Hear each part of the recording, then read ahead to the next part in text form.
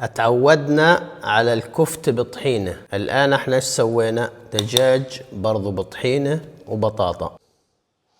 بسم الله. بهاراتنا طبعا ملح، كاري كثرت، بهار دجاج، بابريكا، كمون، فلفل أسود، وشوية بهار مشكل. برضو الحرية كل هالكوى البهارات بتقدروا تلعبوا فيهن زي ما ودكم. تقريبا ملعقتين كبار زيت زيتون، 4 حبات بطاطا، فخاد دجاج أو دجاجة كاملة. طبعا الدجاج لازم يتنظف بالملح والليمون. بدير الخلطة هذه على كل شيء،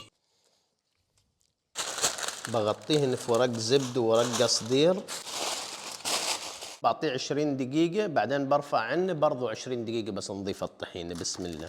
خلاط ودنا 3 سنون ثومة، كوبين لبن رايب أو زبادي، كوب طحينة أو برضو راشي، شوية كمون، ملح، عصير حبة ليمون.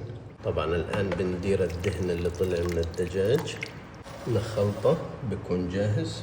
أنا بفضل أحط شوية بابريكا على الدجاج برضه عشان ياخذ معنا لون حلو. علبة حمص جاهز معلب، وبننزل في خليطنا ما شاء الله. بدخلهن على الفرن بس يتحمرن معي لأنهن تقريبا جاهزات، ربع ساعة بكفين، 10 دقائق.